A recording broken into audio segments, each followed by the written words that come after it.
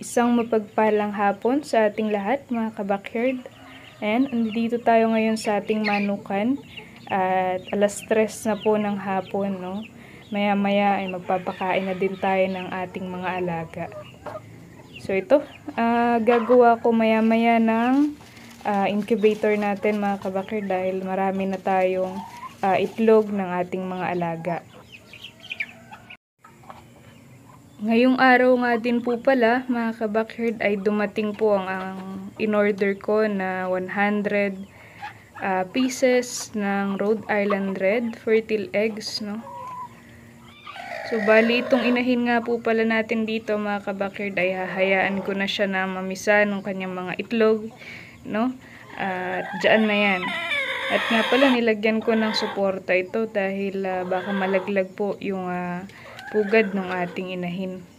Silipin naman po natin itong ating brooder mga ka-backyard, masisiw natin. At yun, nasa ibabaw na po pala sila ng karton, ano? Ayan mga ka-backyard, kayusin lamang natin yung kanilang Diyan, mas gusto na nilang umaapon dyan sa taas ng karton. Lumalapit na sila sa mismong ilaw. Ayan. May kita nyo naman po mga ka-backyard, walang stress sa ating mga alaga, no? So, isang indikasyon mga ka-backyard na stress yung ating mga sisiw sa brooder is kapag tinapik po nyo or pilit nyo silang kinukuha ay hindi po sila gumagalaw, ano? Isa lamang po yun sa indikasyon na sablay po ang brooding stage or brooding system po ninyo. Ayan. Dapat ay mailap as much as possible yung ating mga sisiw sa brooder.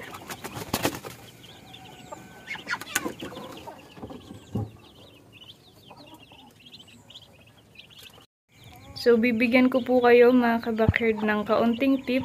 Disclaimer lamang po, ito po ay base lamang sa nakasanayan ko, no? Sa pagbabrood ng mga sisiw. So, ayan mga ka-backyard, ang aking brooder ay screen yung kanyang apakan, no? Kung hindi man po screen yung apakan ng inyong brooder, ay dapat po laging malinis, no? Kapag nilalagyan nyo po ng karton, dapat lagi nyo pong pinapalitan. At hindi po dapat nagbe-build yung ammonia sa loob ng brooder dahil isa yon sa magbibigay ng sakit sa ating mga sisiw.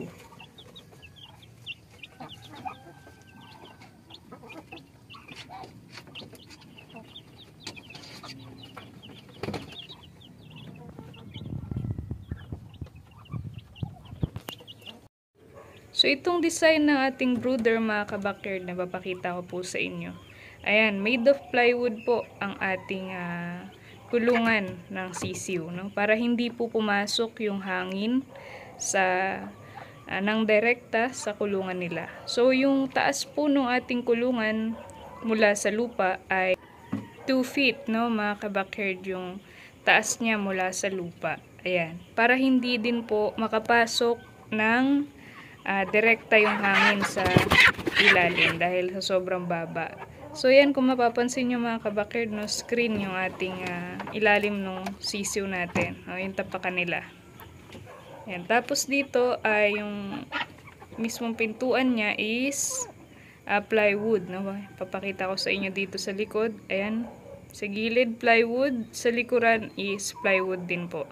So solid na walang makakapasok na hangin. Pero bakit may screen dito sa taas mga ka-backyard? Ito, kagaya din po nung una kong brooder, may screen pa din sa taas, no? Bakit ko nga ba or bakit nga ba natin kailangan ng screen sa itaas kung brooder ang ating pag-uusapan? So ito po mga ka-backyard is nakadesign para hindi po mag-build up yung ammonia sa loob ng ating kulungan, no? So, ano nga ba ang ammonia mga ka-backyard para sa mga hindi po nakakaalam?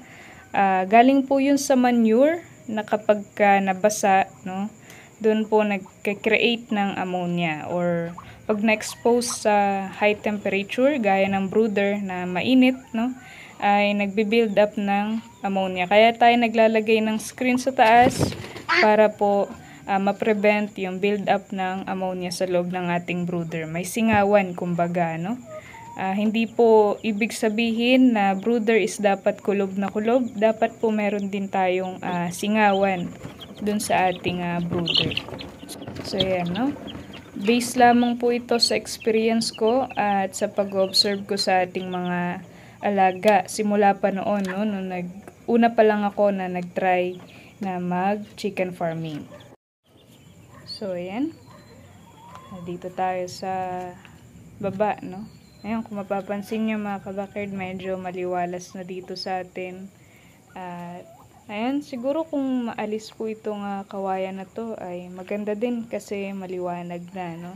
At masisikatan na ng araw itong ating manukan.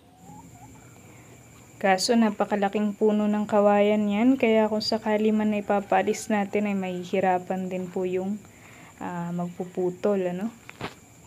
So yan mga kabakerd, ito nakita ko lang na pwede nating gawing grower house, no?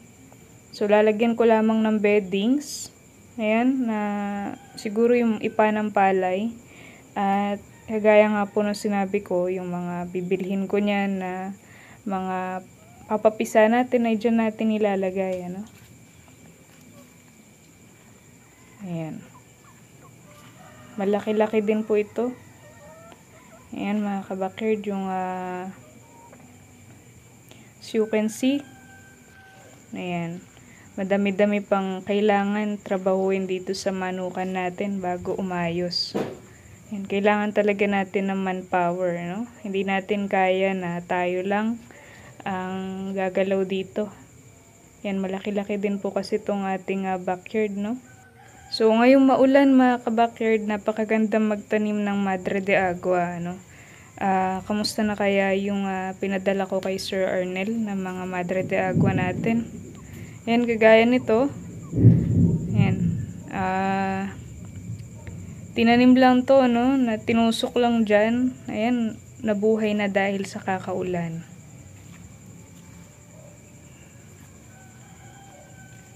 Ayan, maganda po magtanim ngayon ng Madre de Agua para next year, summer, is maayos na yung root system nila kahit na hindi mo na sila diligan, ano?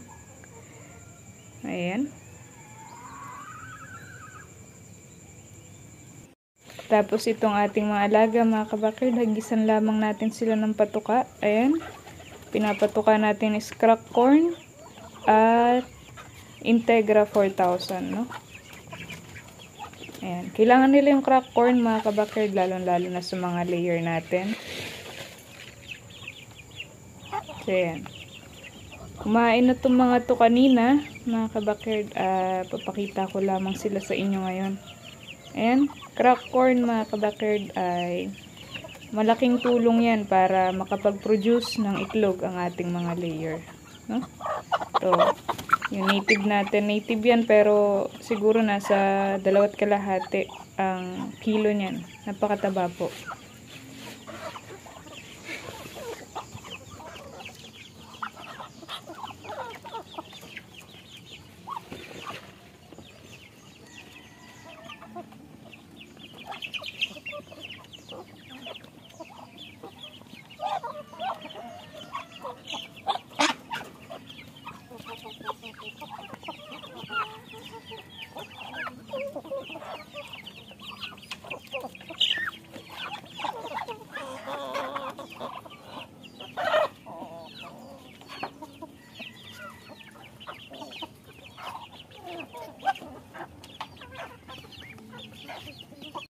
At ito naman itong ating mga magdadalawang buwan dito sa kulungan, no? At malapit ko na din po itong pakawalan. Dahil kung mapapansin nyo po, halos hindi na sila magkasya dito sa kanilang ginagalawan, no?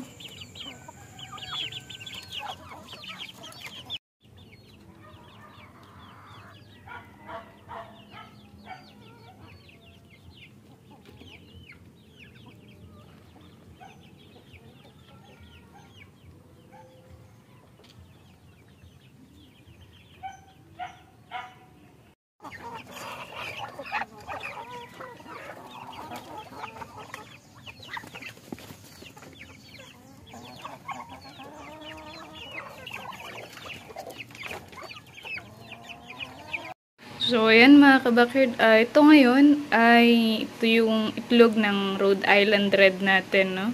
So, gumagawa ako ng incubator ko na 160 capacity para dito sa 100 pieces ulit na itlog ng ating Rhode Island Red, no? So, ayan, kaya makalat dito gumagawa sa loob ng kwarto ko ng incubator na personal kong gagamitin, no? So ayan mga kabakerd, ito subaybayan nyo na lamang po sa next na upload ko na lamang po ito bubuksan, no? So ayan, napakasarap ng buhay ng aking alaga, ayan, no? Ayan, natutulog na ka electric fan. So, yan, mga kabakerd, no, ito ay bubuksan ko. So, susunod na lamang po na i-upload ko. So, sana magaganda.